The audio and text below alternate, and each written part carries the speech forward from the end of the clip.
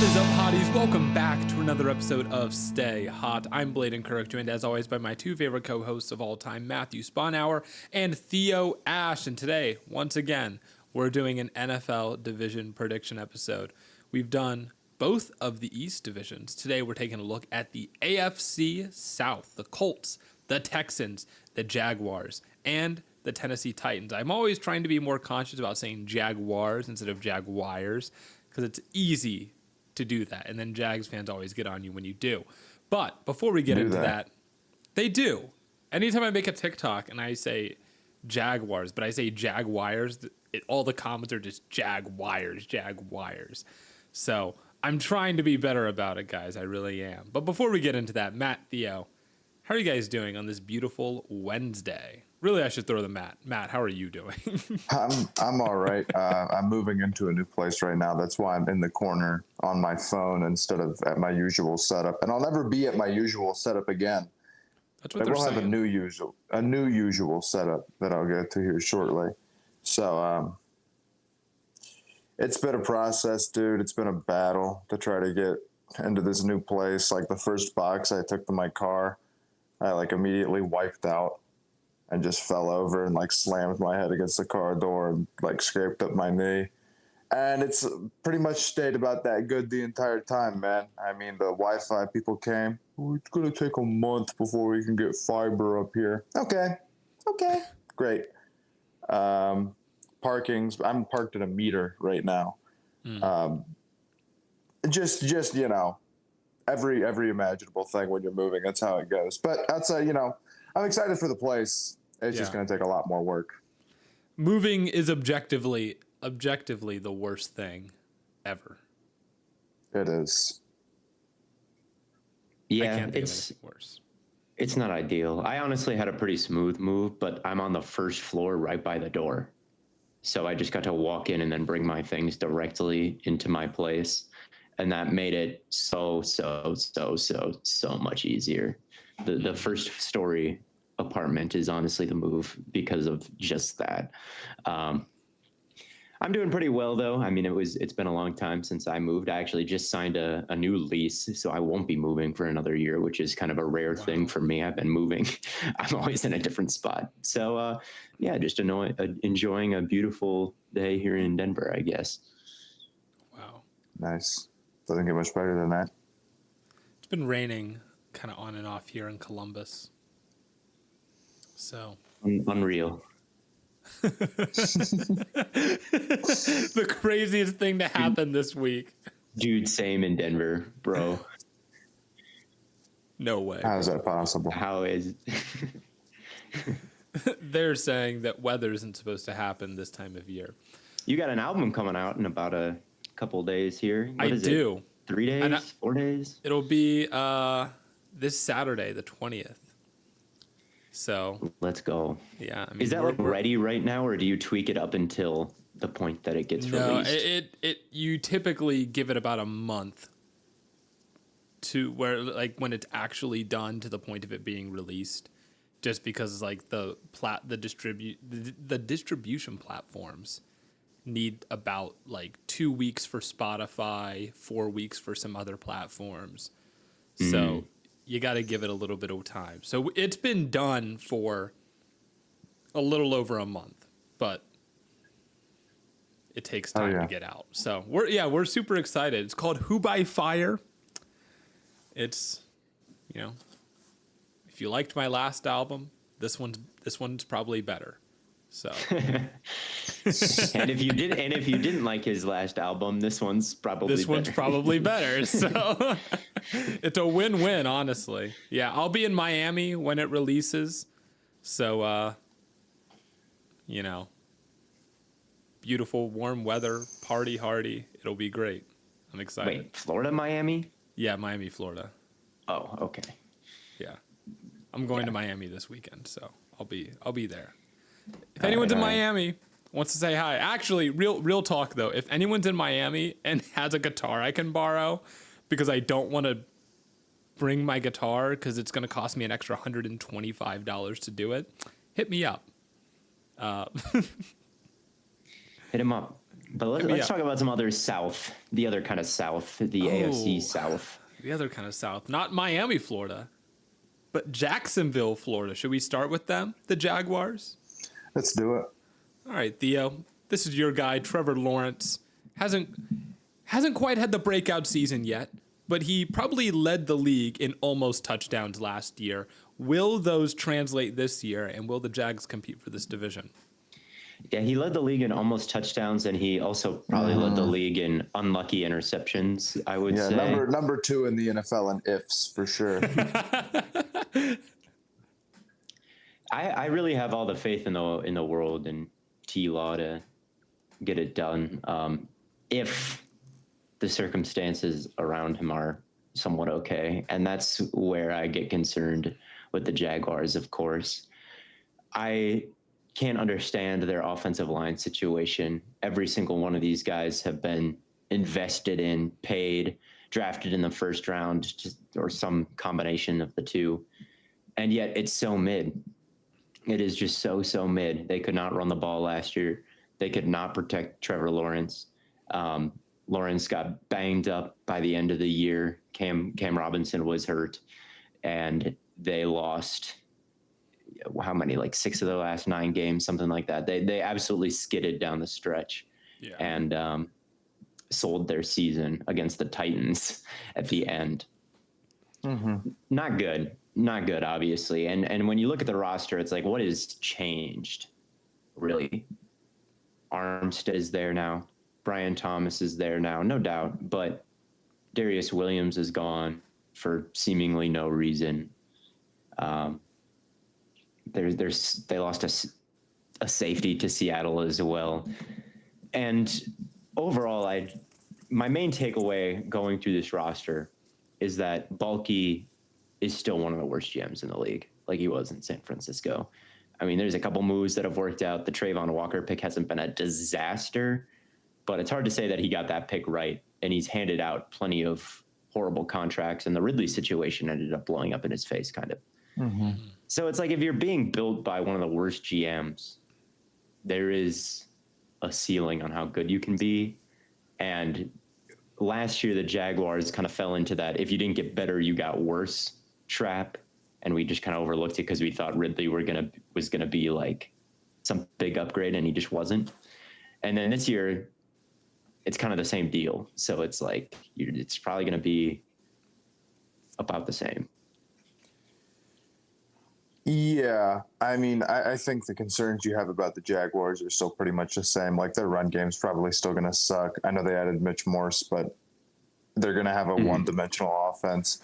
And, like, Lawrence was first in, like, missed EPA on drops or whatever. And I'm not saying that the Jaguars shouldn't have given him that contract that they did. But I'm also not going to predict, like, that's all of a sudden going to get way better, and that's going to, like, regress to the mean, and that's how the Jaguars are going to turn things around, right? I mean, the funny part that killed me about that graph is, like, Jared Goff was number 2. And, of course, like, nobody was like, dude, Jared Goff's contract is actually good because look at how much EPA he lost in drops. I think it's, like, a difference maker. I think things could be a little bit better because Brian Thomas Jr. is just a different type of receiver than Ridley.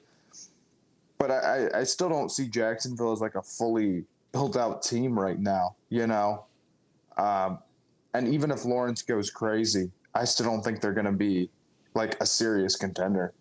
I don't. So I'm not high on them. Yeah, they have Tyson Campbell in the secondary, and then outside of that, it gets a little bit rough. Like, Ronald Darby is the projected corner on the other side of them. They brought in Darnell Savage, who's really struggled in Green Bay for years. Like, is he going to be their nickel, their safety? They just don't have enough guys in the secondary to field, in my opinion, a very good unit. Now, maybe the pass rush is just amazing. I could see that. I can't get too low on the Jaguars because they are set at some important positions. Josh Allen Hines, or Hines Allen, I should say now. He's 17 and a half sack guy last year, like, really broke out. Trayvon Walker, not as good of a pick as Aiden Hutchinson or Sauce Gardner, right? But He did have a 10-sack year last year, showed some flashes. If he can take another step and you're adding Eric Armstead to that, maybe I could see something. And then I really am excited about Brian Thomas Jr. I think if he was in this upcoming draft class, from what I've seen, he has a chance to go top 10. It's just when Neighbors and Adunze and Marvin Harrison are all in a group together, he gets pushed down the board a little bit. But I mean, a 6'4" guy running a 4.3 as productive as he was at LSU. I mean, you're pretty lucky to get a trade back and get a guy like that in the 20s where the Jaguars picked. So if he's like a dark horse rookie of the year guy and the pass rush is really good, I can see the vision for the Jaguars to climb back into the playoffs, because they really weren't bad until Lawrence got banged up last year and sold their position. So I don't think they're going to fall to the basement of this division. It's tempting to pick them to do that because we feel like the Colts added a lot and the Titans obviously added a lot and the Texans obviously added a lot. The Jaguars kind of seem like the odd man out in terms of growth, but I still think it's tough to fully discount them for me because I do believe in Lawrence. I get that. I also think it's worth mentioning that Christian Kirk missed a substantial amount of time last year, and he's their yards per game leader. So it's not like they're just completely running back everything exactly how it was when things were bad last year. But even when things were at their best, would you consider them to be a contender? I don't know. Not a contender for the Super Bowl, I don't think. Their line just isn't like that. I could see them contending for the division and winning it, honestly. Like, I could see it, but I wouldn't project it. The other thing I find weird is they replaced their defensive coordinator and not their offensive coordinator, when it kind of seemed like last year they probably should have done the opposite of that. Yeah. I don't know. You're asking me to really buy into Trevor Lawrence. Like, how good is he going to be next year? How good is he going to be next year? Top 5? Is he going to be? No, I don't think so. Dude, I mean, he needs to take a huge. Like, if you're expecting the Jaguars to take a jump, I think you're expecting Trevor Lawrence to take a jump, and it's just maybe in terms of production, but it's just tough, man. Or are we going to get 6 games into the season and all of a sudden we've got to start going after Brian Thomas Jr. because Lawrence's numbers don't look good enough, and it's not like the Jaguars are the same team. I think it's like possible. Again, like their pass rush is good, and I do think Lawrence is really good and has like top 10 upside. I do. Mm-hmm. But I don't know if he's so good where I'm just like, I have to consider that this team could win 13 games. You know, I guess that's kind of my stance on it with them. And their rushing game was so bad last year. It was such a disaster.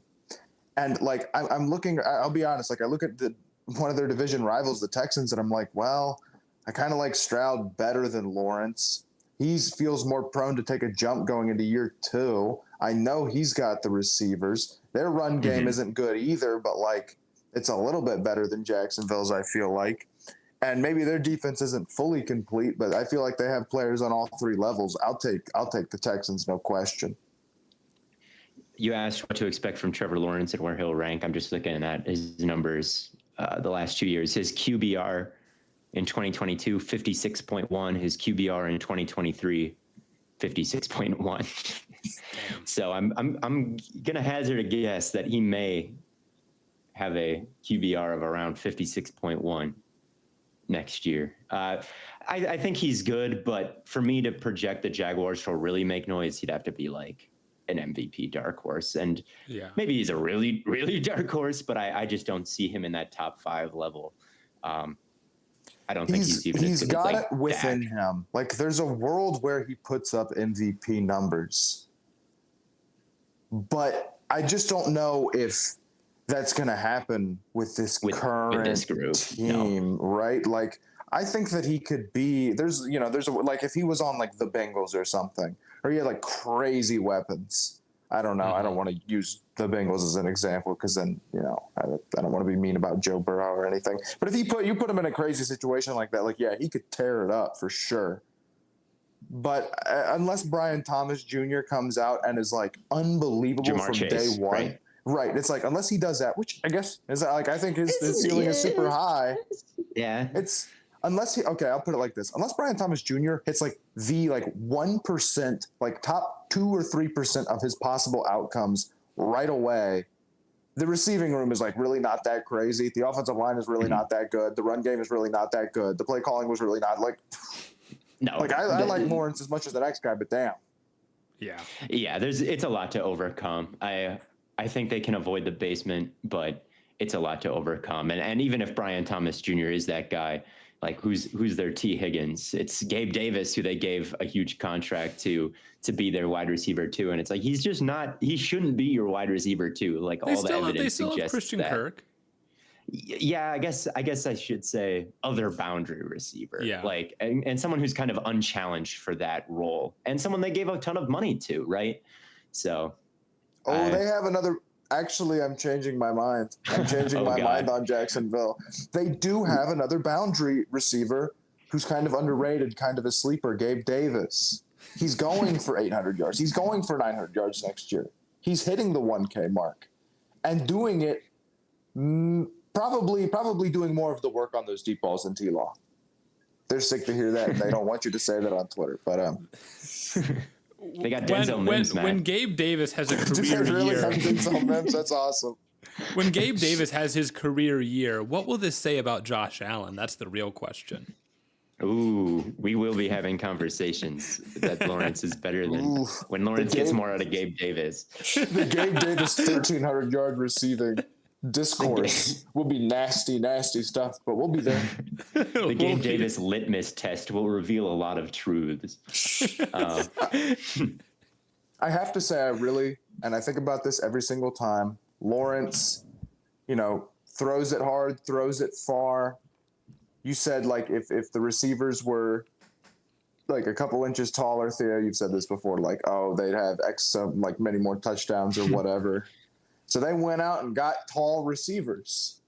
And I like it. I always think that they listen to you. That's exactly what the Panthers used to do. Is they're like, well, and look, Lawrence, and they got an MVP out of it. What great team building. They did get an MVP out of it. But the wasn't tall Ted receivers Ginn the leading receiver on that team? Ted Ginn. Ted Ginn was a leading wide receiver. Yeah, but of course it was Olsen. Yes. And the tall receiver they drafted before that was Kelvin Benjamin, who stunk and also didn't play that year. And then Devin Funches was fun. I don't know if Funches was on 2015 Put some or if he got respect drafted on in Devin 16. Funches' name. No. But anyway, so I don't know about the Jaguars. I think they'll probably be like 9-8.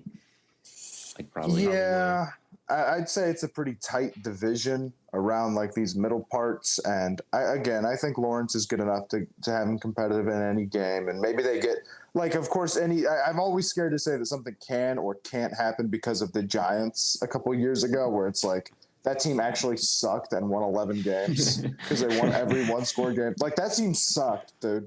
So, they ran it back and they won 4 games basically or whatever. I mean, so anything can happen. And that the Jaguars winning this division would be a lot less crazy than that.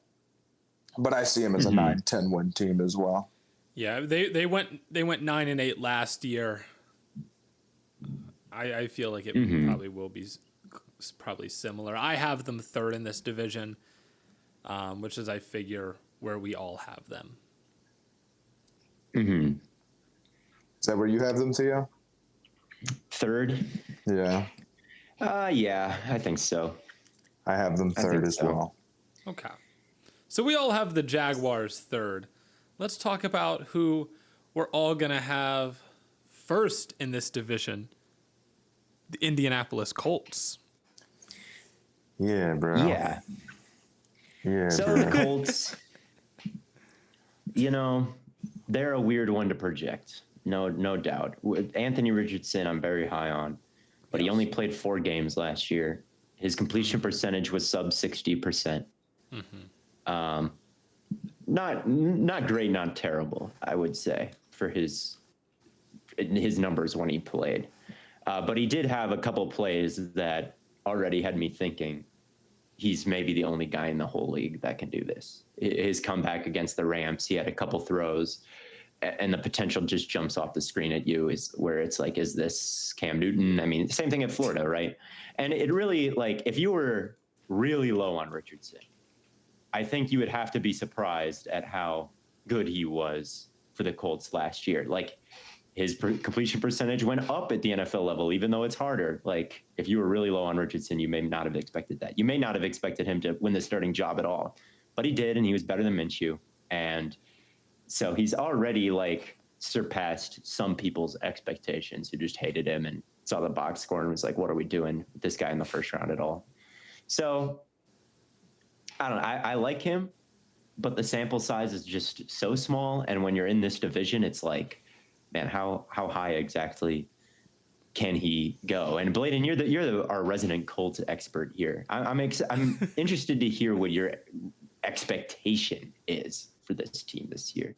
I do think the expectations have to be higher than they were last year, right? And I set the bar relatively high last year, and I think they reached it with a lot going wrong, right? And that's kind of my thing going into this year is they obviously, I was expecting Shaq Leonard to be great last year. Is he on the team now? Like, obviously that didn't go to plan. Obviously Richardson got hurt, so they didn't have that. But their offensive line is back to form, which is great.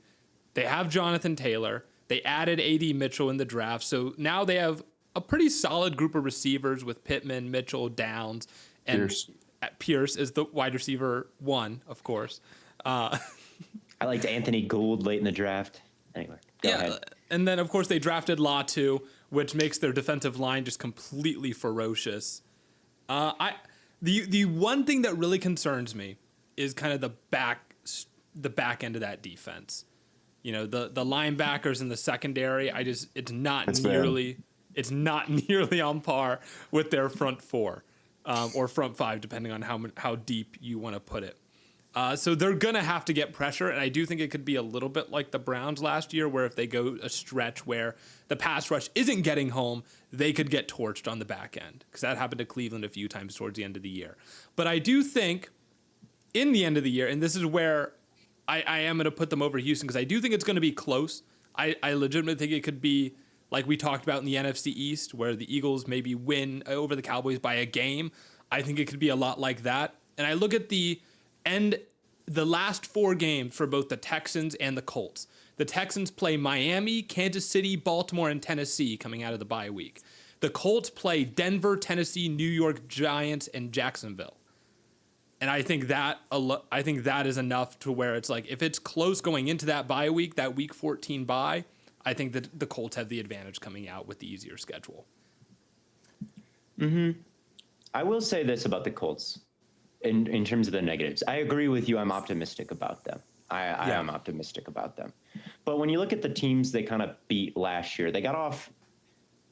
There's two games at the beginning that are kind of ruining what I'm about to say, where it's like I was about to say they just beat all these easy teams, because they ended their wins like past September are the Titans, the Panthers, the Patriots, the Buccaneers, the Titans again, the Steelers, and the Raiders. Mm-hmm. But in September, they beat the Texans and Ravens. So those two teams are like, and I guess the Bucs are a playoff team as well. So maybe that's not the worst lineup ever of teams. It's not. I see what you mean. I mean, like some of those teams, some of the more than half their wins were against like bizarro, sort of like can't even really play type teams. You aren't wrong. But they also had Minshew at quarterback, which is kind of bizarro in its own right. Minshew is like a fine backup, I think. Right. Here's my take. Like, we are high on the Colts, right? Because we think like Richardson has a range of outcomes, and we think that it's probably going to be on the higher end. Same with Adonai Mitchell, right? Same with Latu, right? But you do have to recognize at some point that like we're projecting with Richardson and with Mitchell and with Latu. Like, we're still guessing. And I think when we take a step back and say, we think they'll do X, but certainly possible that X, Y, or Z happens, like something less happens, that they shouldn't be favored over the Texans to win this division. They're going to be good. Yeah. They're going to have a very good run game. I think that's, unless something happens to Richardson, which we say this for like half the teams, but like he's probably a little bit more injury prone because he Yeah, I thought about does that. take some bigger hits. But we sometimes. all put Miami at the top, and I'm like, if we're gonna do that for Miami, absolutely, then absolutely. And I think their upside with throwing the ball is high. I think they're going to have some good games. They're going to have some good big plays, and they're going to have some ugly ones, most likely. But and their defensive line should be great. Like I feel Latu, I don't feel like I'm even guessing that much that he's going to be pretty productive. And even if he's only okay, that's still going to be a great defensive line. But the back half of that defense is not particularly good. Yeah. And I think that's probably going to cost them the division in my mind. They've got a path. Like I agree, Blaiden, if they can go into the bye, tied up with the Texans and they've got some winnable games and they can really, get it going on the ground. Absolutely, man, because their offensive line's good. They've got pretty good weapons. Taylor's a beast. Having to worry about Richardson and Taylor while, that Colts offensive line's going at you, that's going to be brutal, man. Yeah. So I would be surprised if it was more than a 2-game difference. And again, with the one-score cheese, just how the NFL works, anything can happen. One-score cheese. I wish they got L'Jarius Sneed. They were connected to him all off season. They really could use a veteran corner, and then to have him end up with a division rival hurts a little bit. I could see us looking back on that and being like, that could have pushed them over the top potentially. Right. So I've got them at number 2. But I also think that they're probably still a year away from when they really need to hit it and go, I loved their off season. Mm-hmm. I loved the Latu and the Mitchell pick, and really anything outside of that is icing. I mean, those are 2 home runs in my opinion. And I think that their offense feels almost entirely set now, and they've got to add to the back of that defense, but they've got time to do it while Richardson's still cheap. But it's really more about seeing Richardson be great this year than anything else for them. But they also happen to be competitive. You know what I mean? Yeah. Mm-hmm. I'm mostly trying to, I see what you're saying with if we understand that the range of outcomes for the Colts, and I'm just trying to be a little bit early on that, just like I was last yeyer. And maybe there's nothing wrong with that. I think it's totally fine. I mean, I think in general you're right about your Colts take. Yeah, I think I might just be a year early. Yeah, maybe, but not necessarily. And I think some people maybe look at this division and assume that it's guaranteed for the Texans or something, or one of the more established teams. So you're just high on the guys that they get, and I don't blame you. We all are. We all love what they've done pretty much. And if we want to transition to the Texans, I don't consider it slander on the Texans to be I think the Colts are going to win it. I think the Texans are going to be really, really good. But I don't think the Texans are nearly as broken. They're going to be the best team in the AFC that some people seem to think they are. We've talked about the Diggs addition and how, he's coming off his worst year as a pro. We're not really sure how much of an add that's going to be for this offense. And they added Hunter, but they swapped Grenard last year, who was a really great player for them. And I think Hunter's better. But it's how much, it's not like you're going from a replacement level player to Hunter. You're going from a really good player to a better player. So I do wonder how much of a leap are the Texans going to make last year? They were a 10-win team last year? Yeah, they were 10-7. If they were 11-6, that wouldn't shock me. But I think a 13-14 win season just feels kind of a little high to where you'd be yeah, they're for sure winning this division, no question. I do think in that sense, maybe they're a little bit overrated, but I still think they're a really good team. I got them at number 1.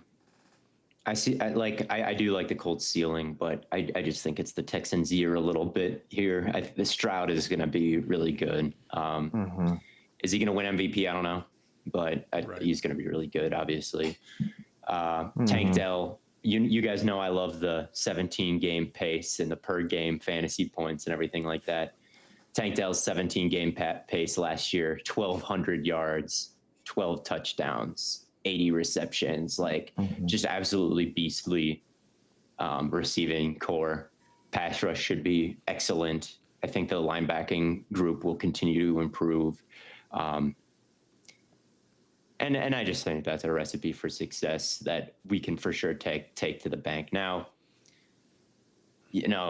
with the Colts, we're saying what if, they're kind of in the same place as the Texans last year where they had all the pieces. We just didn't know anything, right? And when the quarterback hit for the Texans, everything else fell into place. Maybe if that hits for the Colts, maybe their overall roster could be better. But as of right now, I'm going to take the sure thing in Houston. I'm a little bit worried about their offense in terms of it being one-dimensional. They haven't been able to run the ball in forever. And I don't think the addition of Joe Mixon, even though he's a name, is some sort of huge upgrade over Singletary, considering Mixon's history. I think I watched Mixon run for 5 touchdowns on my pitiful Panthers in person one time, but I've never been particularly high on Mixon. I've never thought that he was even when he was at his best, I was he's pretty good. And now I just thought that was a bizarre contract. And I think there was so many bizarre contracts given out. By the to Texans? Running backs. No, to running backs this offseason, no. Where it's that guy's not even coming off a good year and he's getting older. And it's why'd you give him a 3-year deal? Why didn't you just draft a guy? But regardless, I don't necessarily agree with a lot of or all of the Texans moves or think everything's going to work out perfectly. I just simply think as much as we want to reel back on people sort of drawing the straight line up for Stroud and saying, not considering that maybe things just don't play out like that all the time. And as much as maybe the Diggs stuff, he wasn't great at the back half of last year. Quarterback and receiver combo here is just too good. It's just too strong, and they're just too good right now, right this moment. Yeah, I like Richardson, but the problem is if Richardson goes out next year and looks like a guy who has played 17 games since high school and looks like he has promise, but no, it looks like still a little bit of a project, we're going to be defending him tooth and nail. If that's the case, okay. But then we have to sit here and realize when we're talking about it that the Texans have a guy who already is there, already is a top 10 quarterback right now, right this moment.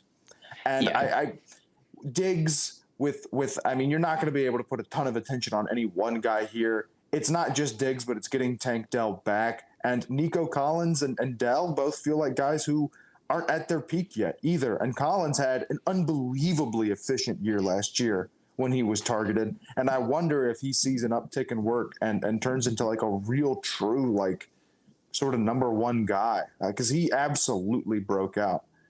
I think the run game probably still isn't going to be that crazy good. I think in fact, I might think it'd be bad. But I think the Texans passing game is just going to be too strong. And I think defensively they've got guys everywhere. Their pass rush should be good. Singletary is going to make plays. Or not Singletary, Stingley is going to make plays. I have him at number one. Not a number one where it's obviously this is going to happen and there isn't any serious competition. There's 2 other teams in this division that are serious competition. And there's 2 other teams that I think there's probably more than 7 teams that feel like it'd be a disappointment if they didn't make the playoffs. But there's at least 2 other ones and then this that, it'd be a disappointment if the Colts and the Jags don't make the playoffs, at least for their teams, this Texans team has a very similar build to the Bengals over the past and that's exactly years. what I'm thinking, where it's there's some flaws there on that offense. I'm sorry, dude. It's at a point it is a passing league, you know, and Stroud is just too good. Yeah, I think the Texans are kind of built ideally for the modern NFL, and the Bengals haven't won a Super Bowl, so I don't think that the Texans are going to, but they're going to be damn good in my opinion. Maybe the Colts can be the Ravens. Like, they've got a quarterback who's a crazy threat. They've got a good offensive line and all these weapons, but like Richardson probably won't be Lamar, and Gus Bradley ain't Mike McDonald. Hey, you know, Lamar so Jackson in his first year didn't. He was under 60% completion percentage. That's a good point. And he was 6-1 as a starter. Yeah. So I feel like the Ravens defense was better then. Maybe I don't remember well, but I feel like the Ravens defense was like incredibly top tier, whereas like the Colts defense was kind of mid last year. Yeah, I think the Colts defense has a good ceiling, but not necessarily a great one, with Gus Bradley running cover 3 all the time. Like, you just know what you're going to get. Mm-hmm. It's not going to set the league on fire, but when you have a front 7 that can kind of kick your teeth in, like, the results are going to be pretty good, but not like world beating. And then hopefully Richardson isn't Trey Lance. Like, that's what it comes down to. Mm-hmm. So I'm going to put Houston number 1, and then the Colts at number 2 cautiously, and the Jaguars at number 3. Oh, he's got to play Richardson. Yeah. He's got to see the field, because it's starting to get a little lancy here with the number of games played and the amount of time. You know, I'm hoping that he's NFL like Joel Embiid. I remember at the beginning of Embiid's career, he was so hurt. Yes, it was like, is this ever even gonna happen? We're gonna get an NFL trust the process. It's so over. And then he's always been banged up, but like, he's been dominant when he's in. And it's like, hopefully Richardson can, like, just because he started his career like, oh, is this ever gonna get off the ground, doesn't mean that it can't happen. Even if he only plays 13 games next year or 14 games and like can't quite shake the injury bug, like, there's a huge % chance that he plays more than 4. Isn't that just Andrew Luck?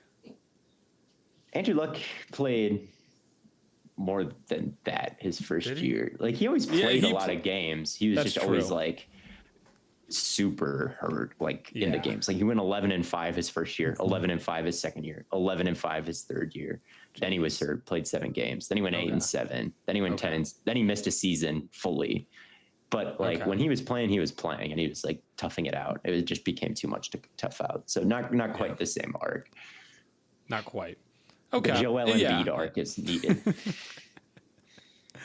Yeah. I mean, and when we did our top 10 defenses episode, I mean, that I said then that like I would take the Texans defense over the Colts, even though I think the Colts defensive line is better, and I think it's going to be one of, if not the best in the league. Yeah, but I will say I think the Texans are more balanced defensively. The Colts are more balanced offensively. With the better run game, I do think that's going to matter a little bit. It's going to matter a lot. Like, it's going to be. Let's not get it twisted. Like, I think I'd rather probably have the Texans offense because of just like I know I have an elite passing game. Yeah. I guess I believe in Richardson, but also like I don't know how good he's going to be next year. Mm-hmm. But I will say, like, make no mistake about it, the Texans' run game stunk last year. I don't think Mixon changes it, and the Colts should have one of the best run games in the entire NFL. Yeah, I know. So even if you get into a situation where like the Colts' passing offense isn't quite up to par, you could still probably lean on the rushing attack to a pretty high degree. And what's interesting, and I don't know if I brought this up here or maybe it was on TikTok, the Texans ran it a lot last year, and they got to stop. Well, here's the thing. Like, one of the big things that we talked about with Stroud last year was how few turnovers he had. If they're throwing the ball a bunch this year, right, with the addition to Diggs, maybe there's more turnovers, maybe there's more sacks. Like, there's that possibility. More touchdowns too. Maybe, but there's always the possibility for more negative plays too. I would be more concerned about like there's going to be more turnovers. Like, Stroud could, like, I think Stroud can handle it. I guess I'd be more concerned about Slowick, right? Like, if like Slowick wasn't, he got all these these head coach interviews. I don't think he's quite like that. You know, like, he led the league in like run pass sequencing, and Stroud really kind of bailed him out on a lot of 3rd and longs. With the expectations being as high as they are, I wonder if he could quickly go from like head coach hopeful to goat of the offense a little bit. Like if things don't go to plan, all fingers were pointed slow. Like he's got so much pressure on his shoulders next season. But I compared him to the Bengals earlier. And how many times over the past few years have we been like not sold on the Bengals play calling or Zach Taylor? And it just doesn't really matter because their receivers are going to be so good and their quarterback is going to be so good, man. It's like it's just the way that it is, bro. And that's why I won't bet against them, because I also think their defense will be pretty good. Yeah, it's like I think it'll be The Bengals had Lou Anarumo, right? And like the Texans have D'Amico Ryans to like cover up any problems. Here's a good question. Which coaching staff would you rather have between the Colts and the Texans? Oh, that's a good question. Let us know in the comments which coaching staff you would rather have. The special teams coordinator? Special teams coordinator for the Colts is Brian Mason. We'll break the tie. Is it the Colts who have offensive line coach Tony Soprano, or am I? I'd want him I have on to my check team. to see if I he's wouldn't still want to be a division rival with him. That's all I know. Tony Sperano is still there. Yes. I'm going with Sperano. Tony Soprano. That was such the Texans a good... have a Popovich on their team. Probably not related to who's their special teams coordinator. It's a fifth of the game, man. It's important. I always think it's funny when like a special teams coordinator is like known and hated by the fans. It's like, damn, man, how bad does it got to be for him to be? I remember the Packers was really bad one year. Ron Zook.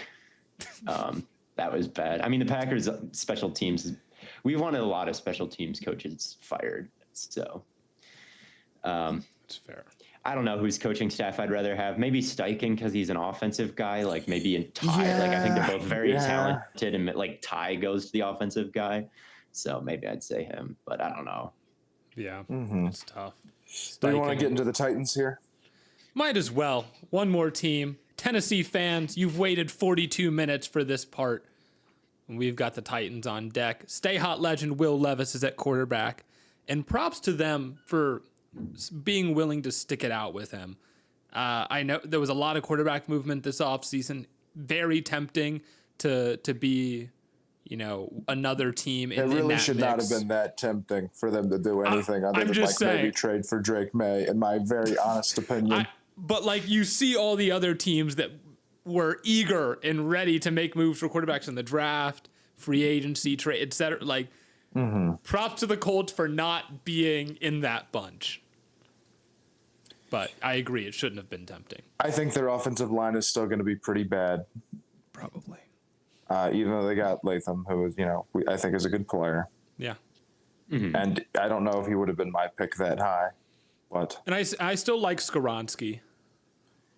Yeah, I wish I listed him as an overrated player in last year's draft. There's a tweet where I call like Kincaid and like Darnell Wright overrated players, and like obviously they had great rookie seasons, and there are plenty of other players that I thought were overrated that I didn't mention there and like didn't have such good. And Skoronski's one of like he was pretty bad last year. Like you can like him, but the cohesion of the offensive line was like it's he doesn't have anyone around him, and as a guard, it's hard, I agree with that. Like the offensive line was so talentless last year that like it's tough for anyone to really stand out.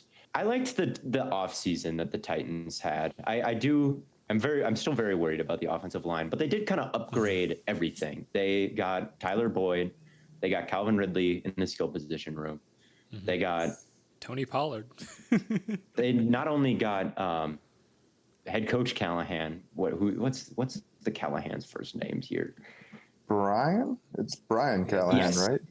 There's Brian and Bill, and yeah. Brian is the head coach, but Bill is his dad, and he's like a legendary offensive line coach who like worked with the Cowboys when their offensive line is so good. He's been with the Browns these past couple of years, who've had a lot of success on their offensive line.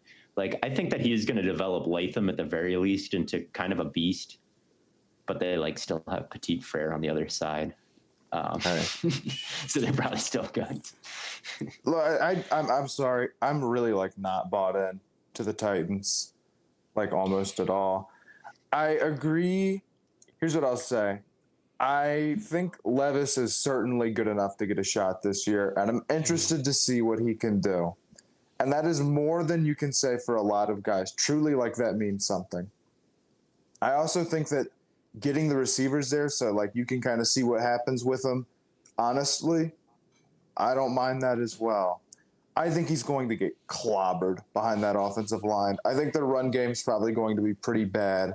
And while I think Levis is going to hit big plays, I don't think he's going to be particularly efficient. I think their offense is still going to be really bad. And then defensively, I'm not incredibly moved by the amount of talent that they have or by how they performed last year. I don't even see them as sort of like a sneaky type of team. I think they're gonna be pretty rough. I have more hope in Levis than the average person. And they made a lot of moves, but I don't even know how many of them were like great value, albeit they probably should still add wins. And they're not the worst team in football. No, Don't get me wrong. they added Awuzie and Snead at corner. That's the pretty value, huge. though, I agree with you, Matt. Like, they did, and the short term, it'll just be like, how much is the short term impact? Because like they added Snead, that's going to be good for them. But how much did they pay Snead? Did they make him the highest paid corner in football? No, they couldn't. I thought it was like $20 million a year. I could be wrong. I don't know. Have it up. He became the first corner in NFL history to crack $50 million in guarantees per the FTN Almanac, or per the FTM. Maybe I'm wrong, so man. like, I didn't realize he got that much. 4 years, 76.4 with 51 and a half guaranteed. So it's like, it'll be good short term, but like, will it be good long term? I don't know. But I do like their defense on paper. I mean, ignoring the money that they threw around, I think that this has a chance to be kind of a sneaky, like if there's one defense that kind of comes out of nowhere to be really, really good, I could see it with the Titans because they not only added Snead, but they added Awuzie. I like Elijah Molden as a safety. I liked, who's their little dude who moved inside? It's Roger McCreary. I liked him a lot better in the slot than out wide. So it's like they kind of have both their boundary corners, their slot guy. I like their safety. They just added Jamal Adams, who obviously you can't really rely on. But with low expectations, I think he can be like an average starter. You know, like he's not a liability out there. So when you got that kind of... I agree the secondary is interesting. And then if you get they got Jeffrey Simmons coming back. He only played 12 games last year. If he can be fully healthy, I think he's got a lot of potential to have like one of these seasons just be great. I like that. Harold Landry hit 10.5 sacks last year.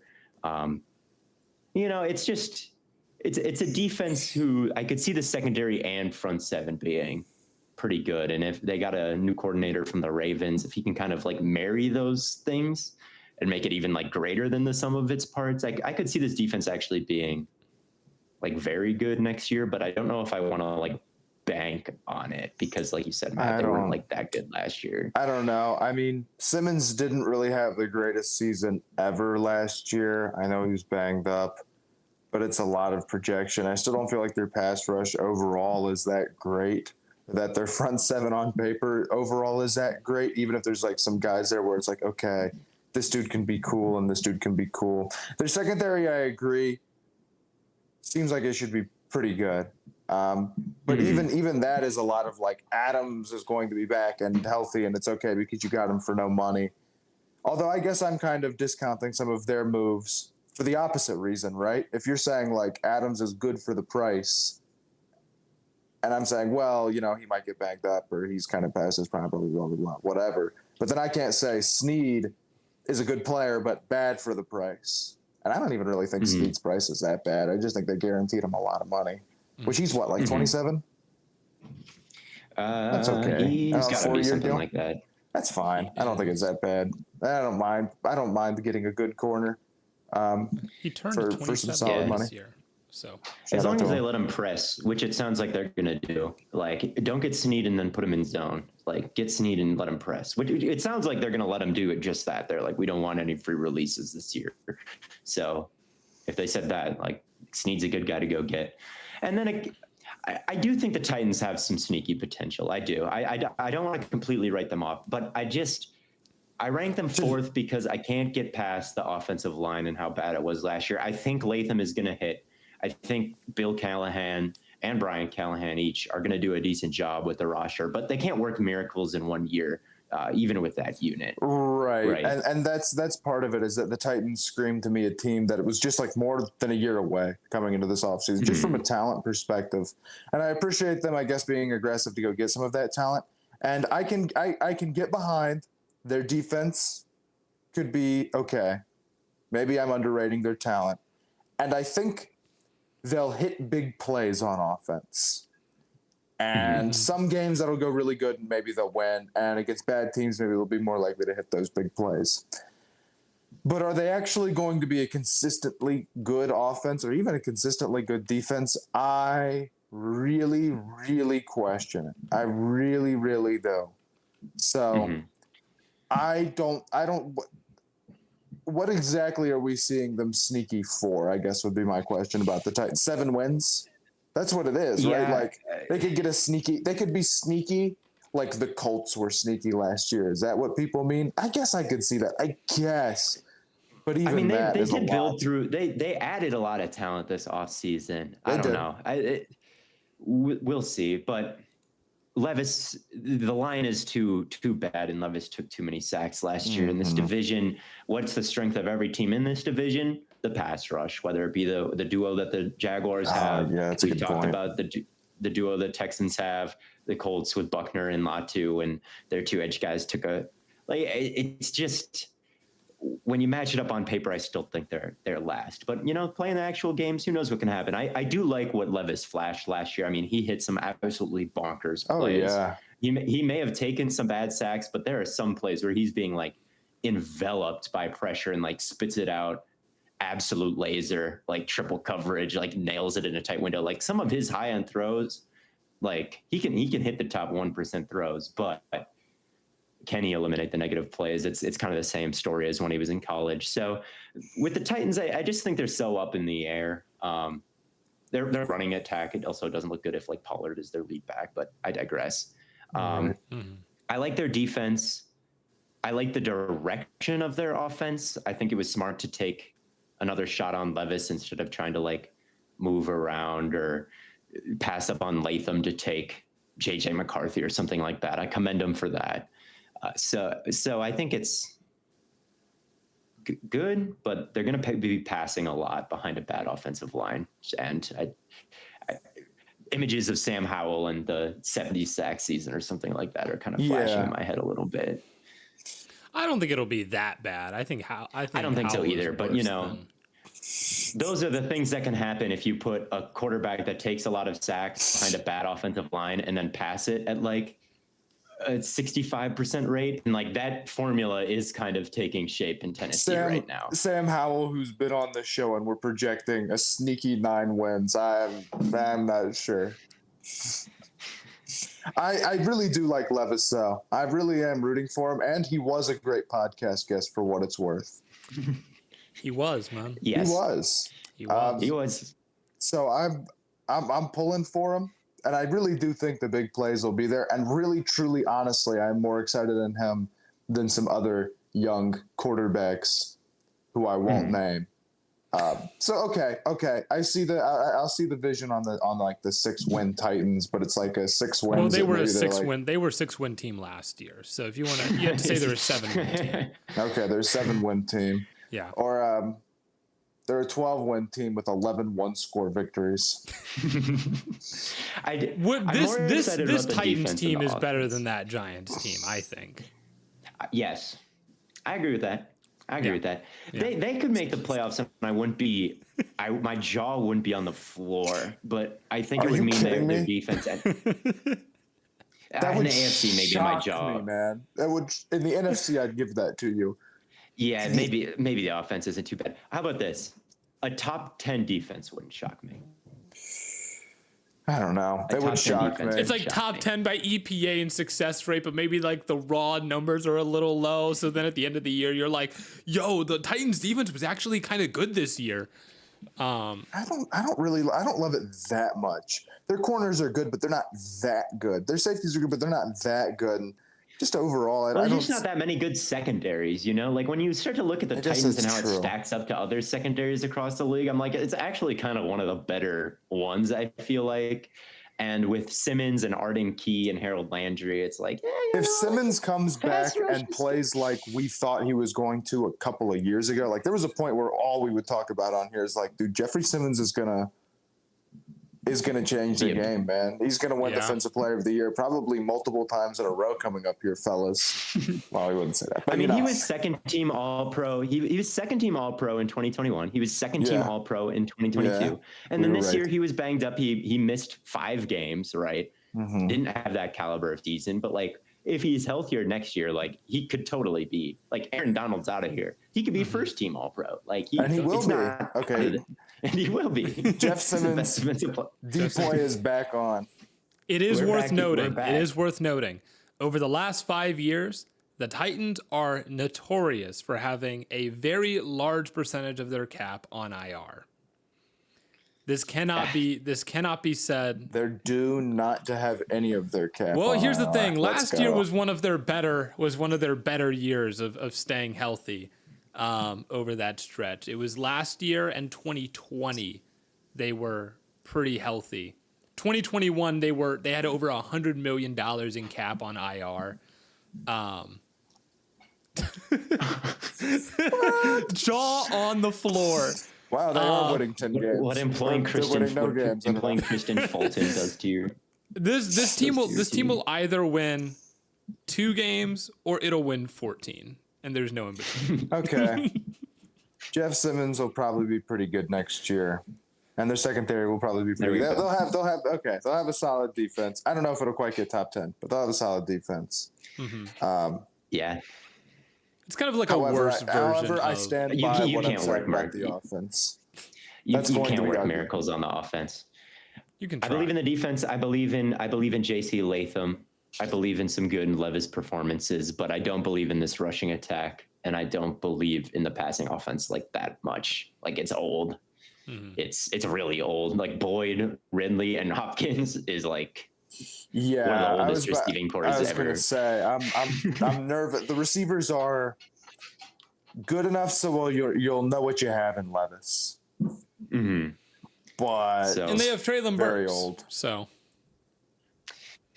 They do have Treylon Burks. They do.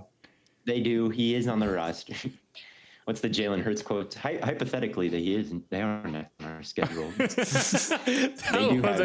Speaking of crazy like interview quotes, have you heard what Davante Adams has been saying recently? I haven't watched receiver, but there was a quote that he said. I mean, I know people have mostly been clipping his conversation about the Jets, and they're like, he's going to reunite with Aaron Rodgers.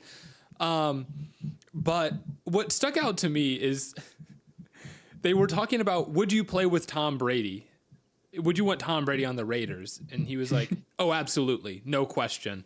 And he was like, really? Like at 47, 48 years old? He's like, hell, at 58 years old, I'd want him. He's got to be better than, and then he like paused for like a split second. He was like half of the quarterbacks in the NFL. And everyone was like, yeah, just like, you were really about to throw like every quarterback on the Raiders under the bus in a hot second. Like no one hates their quarterback more than Davante Adams. He left to get away from Jordan Love, and now I'd be mad too. I mean, he wants to seem like calculated, but like he made such an atrocious error. It felt like that, like it's kind of hard to like justify it. So you went to play with Derek Carr, and now Derek Carr is not even on the team, and he was bad anyway. And like I get it. He's like, I didn't know about Aaron. Like I didn't know if he was gonna play or not. But it's like, yeah, man. But you should have. had a little bit more faith in the boy Jordan Love. So that's ultimately what it comes down to. It's like you forced your way out of here to play with Derek Carr, and that was probably a mistake. Yep. Yeah, man. So his interview quotes are always a little copy, I feel like, but there's that one mic'd up clip where he's like, man, I got to get out of here before they end my life, talking about like Jimmy Garoppolo throwing him hospital balls. Well, he's just been pissed since he got there. Remember when he shoved that cameraman down for no reason in the tunnel? Like, that was a dick move. And he never did that stuff on the Packers. Like, he was like, I don't think like he's a bad He was guy one of my favorite receivers. He just made like a really bad life choice, and that like sucks for him, dude. Like, it really does. Yeah. Like, I mean, you have to live in Vegas, which we all agree is like a not ideal situation, and then your quarterbacks are some of the worst in the league year in, year out. So yeah, he could have had a beautiful life in Green Bay, but instead he threw it all away to catch Jimmy Garoppolo hospital balls. So yeah, I feel for the guy. Yeah, but like you feel for him, but like it's his fault. So it low-key is his fault. So like, unlike Justin Herbert, unlike Trevor Lawrence, Devontae Adams, it is your fault. It is your fault. Yeah, but too bad. Too bad. We got Romeo Dobbs now, though. So that's true. I'm not. Some would argue he's better. Wicks is going to be better. You heard it here first. I got Wicks on my dynasty team. It's so nice. It's so nice. I think he's going to be incredibly good next year. Mm-hmm. There you go. Real quick, how have you guys been enjoying NCAA, the new college football? I haven't played it yet. Oh, that's true. You've been moving. Yeah. Yeah. I'm hearing it's really hard, and that's a good thing. It should be. It is One really of the hard. biggest problems with NCAA 14 is that it's so incredibly easy. That's why everybody loves the gameplay. They love it because it's easy, and you can play as Akron and go 12-0 immediately against Alabama or whoever. No, if that's how it should be. If you're Akron and you're on the highest setting, the toughest difficulty, and you play Alabama, you should never ever win ever. It should be impossible. Yeah. Pretty much. Yeah. It definitely feels like Theo and I played yesterday, and I was Miami, and he was Arizona State, and he had this one running back that was just slicing and dicing my defense. He was faster and stronger than every guy. He went up like 33-0. And it was just like college football. It was just like clearly a talent difference with this one running back. It was like nothing I could do to stop him, man. Yeah, I mean, it's and Madden has taught me so many bad habits as well, where it's like I don't read the field at all. Like I suck at playing football, man. Like if we're really getting down to it, like I spend all my time watching it, and then I'm like playing it and trying to like make the reads, and I'm like fucking it all up, and it's going fast, and I'm like Colorado State just like playing Texas. Yeah, Madden rules are not football rules, and you have to like open like the entire game. Yeah, Theo kept running cover 3 knowing it's my favorite coverage. Dude, yeah. Well, I'm talking about my dynasty. Like against you, what was you ran that again. Cover 3, yeah, we did Ohio State, Michigan. We did Ohio State, Michigan after that, and he just ran cover 3 for like half the game. It's usually my favorite play call. Like when I'm just playing on the CPU, I'm very comfortable with it. Like I get in cover 3, I know what my role is, so I just am naturally inclined to play cover 3. But like against Blaiden, who only calls like if I called 4 verts every play, like I would beat Blaiden 100-0, I bet. But the thing is, I'm a horrible D coordinator, and I just like get killed, and then like 3 plays later forget and call it again, and get murdered. But it is hard. It is hard, and especially when we've been playing Madden and all the teams are so even, and like it's pretty easy over all these years. I think once we get used to the mechanics of the game, it'll start to smooth out a little bit. But going from like the feel of Madden to the feel of college football is definitely a little bit of a curve. Especially when everybody just bites off everything they could shoot. Like I'm gonna be the underdog and road to glory, and then you just like never see the field, and it's on like varsity difficulty, and you just get your shit kicked in. Like I think everybody kind of overestimated how good they actually were at the game, and now we're just getting, including me. Like I'm a Colorado State rebuild, and like I just lost to Colorado by like 60. No, I was actually about to lose it. I was gonna lose my mind because I had won the wide receiver 3 job. Like I had won the position battle, and then I go into a game against University of Miami in Florida, and by the way, I'm a wide receiver for Miami of Ohio, or I was. I ended up transferring after my second year, but we're going up against University of Miami in Florida, and we go down like 42-0 at halftime. And they don't put me, and I don't see the field one time the whole game as the wide receiver 3. And I check the depth chart, and I'm the wide receiver 3. But then I check the roster, and there's a receiver there with a higher overall than me, but he's redshirted, so he doesn't show up on the depth chart, but he still gets in the game. Damn, crazy. Damn. I'm on 3%. My phone. Okay, so let's get out of here, Matt. Let's get out of here, Matt. Thank you for suffering through on the phone with us. No, thank you. My setup will be better next time. I know this is a weird episode and a bad camera angle and not my best mic, but we'll be locked in for next one. We will. But thank you all so much for tuning in to another episode of Stay Hot. We're going to let Matt go back to packing. I'm going to get ready to go to Miami, Florida. Theo, I don't know what you're going to go do. Maybe play some more college football. Probably get my shit kicked in by some fucking Big Ten team as Colorado State. And until next time, as always, we will catch you on the flippity flop.